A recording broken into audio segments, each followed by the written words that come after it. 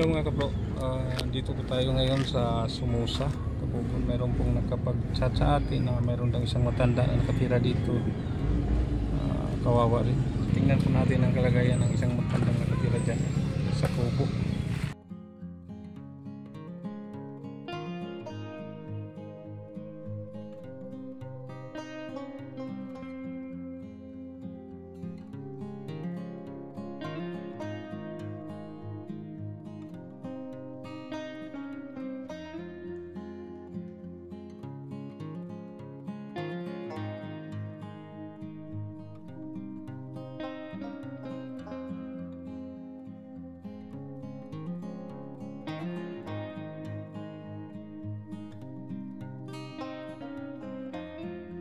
Yan, dito sa singahan niya. Laurencia Monye. Laurencia Monye. Ako nagtimuan na niya dyan. Alam ko, yung ako. Kaya ano may bahay. Ikaw ang nag-alaga kay nanay. Ano mo siya? Nay, kung saan mo siya? Ako iba na, nakasiman lang ko na yan ang nahan. Imo na siyang mama? Oo, akong mama. Yan ka na akong anak. Pangalan mo na? Sabina Monye. Sabina Monye. Pila ko bang anak ni mo nay? Upat na sila na ngamin nyo. Ano man tulo dito? Mas syudad. Kanina akong kamuhura ko ba? Pangalan ni mo, Day? Jean. Ruby Jean? Ako ni Nanay Laurencia.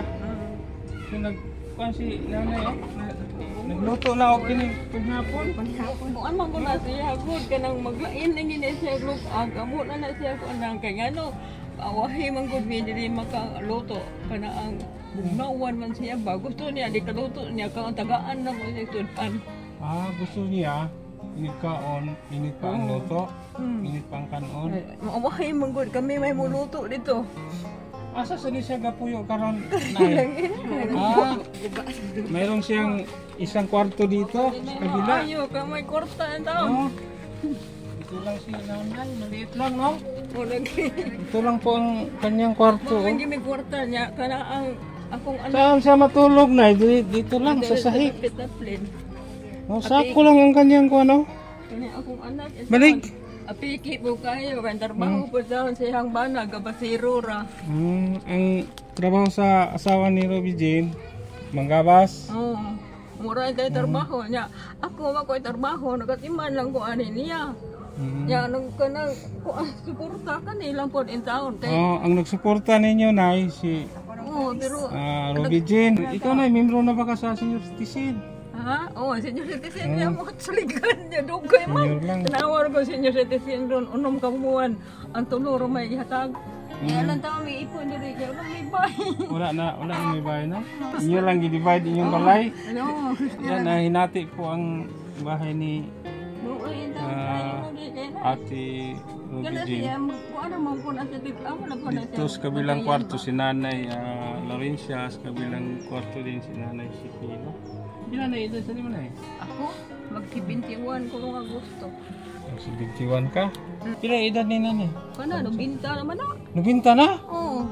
Ya, mayo pa ba siya mong lakaw? Makalakaw pa? Makalakaw-lakaw. Ano na doon? Makadungog pa siya? Dili. Ha?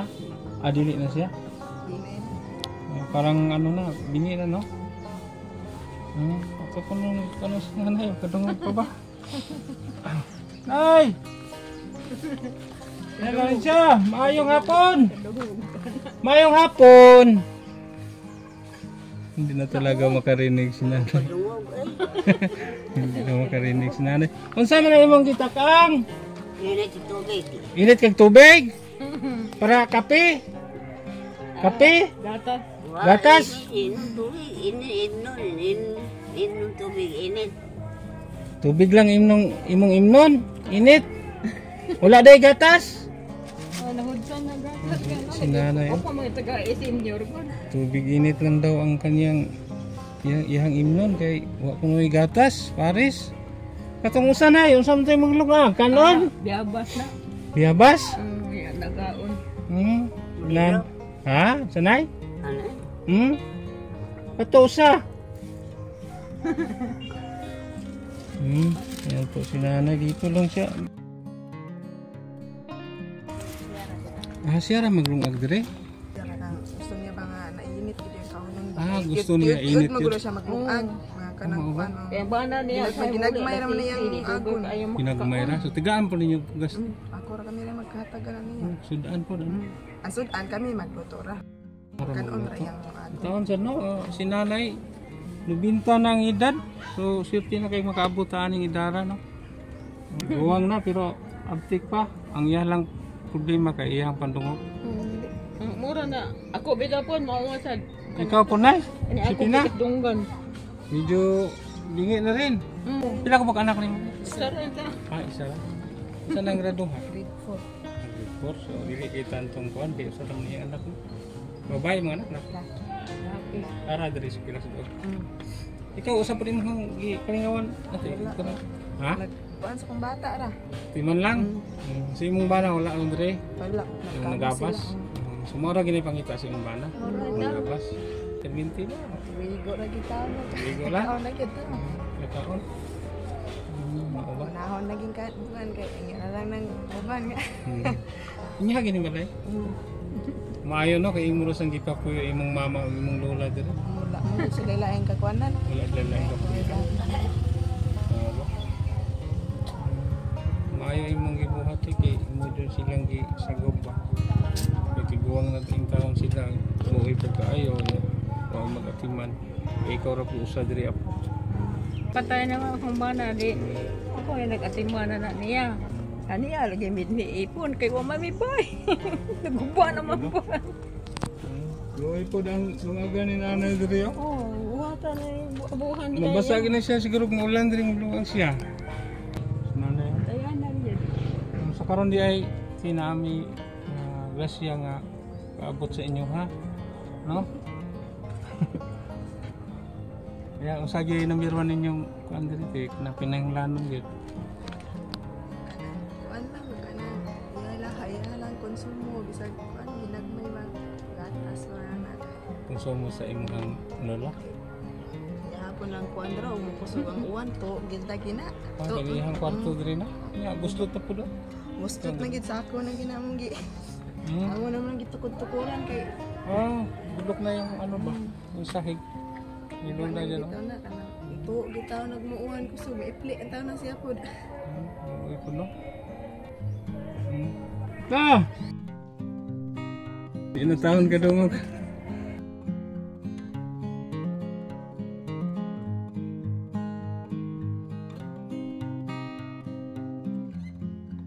Nay, naami grasya nimo ihatag. Grasya ba? Hatag na mo si mo ha.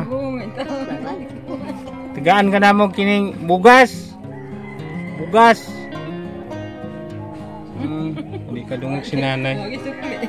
Ato na yung tanahon si reaction ni nanay. Bugas. Hatag niya bugas. Bugan?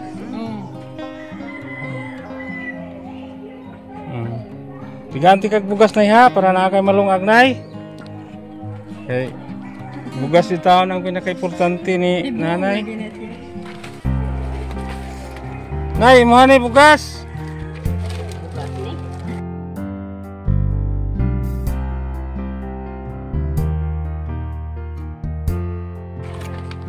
Nay, imuha na. Imuha. Imuha na. Salamat. Ay, si nanay. Ayan, So, bukod pa dyan, meron pa tayong grocery. Meron ding gatas, biscuits, mga ano po, pang-ulam. Salamat kayang. Yan, nakapanay oh. Bungol mabuko ang Oh. taon. Nakapanay.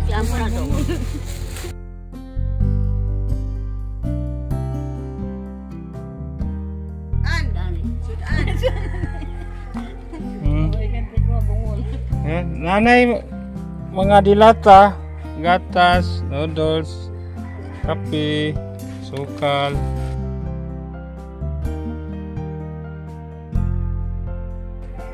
So gawas pa ani nay. Salamat. Isa pa yan. Si ate nabilib sa mi kay bisan sa kalisod nakapakaon siya sa iyang mama o iyang lola. No? You know? Bilib sa minimo ba kay imo jung gi buhi imuhang mama o lola. So asad mi ihatag nga kas gawas ani. Salamat kay Town. Oh. Nabanggit ka na sa mga Town. Pwede ra ikaw mo budget sa iya sudan kay di naman kahimo si lola. Pagkaon na lang gyud ang importante sa iya nay, no? Naging siya ba? Ha? Oo, may sakit sa tuhod. Sakit sa tuhod. Oh, sa tuwa ng edad nay. Nana gyud basta taas na tong edad, sakit tuhod gyud. Di na mo. Nihi. Sakit kayo. Sakit na daw ang tuhod ni nanay, arthritis na nanay. Pero makalakaw siya din siya lagi din kuan. Diri ra sa nataran. Pero di batayan na lagi kay mula pa mata magsungkod ra. Mao gyud. So nami ihatag niya nga kas nay ha.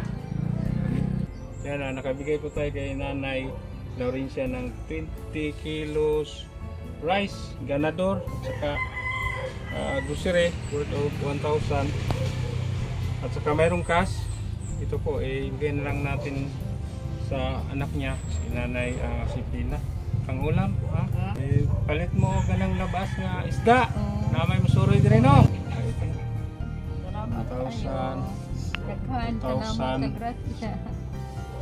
2,200.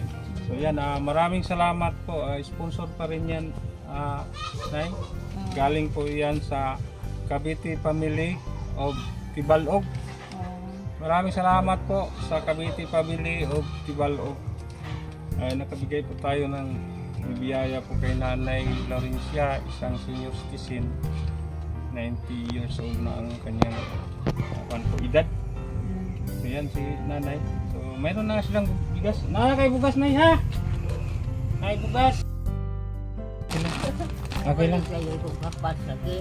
Oh, Balik na kapas kay. Nay kanang paliti o apas si Nanay ha. Kami lang mga ayo di salamat kay di man. Yan po, hindi na po makarinig si Nanay, malabo na po. Dapat kayo salamat. Sa inyong grasya ang gihatag. Salamat kay sa inyong gihatag ng grasya. Makatabag-tabang kita sa mga Town. Makasuwa na kita sa lola. Salamat kay sanahan.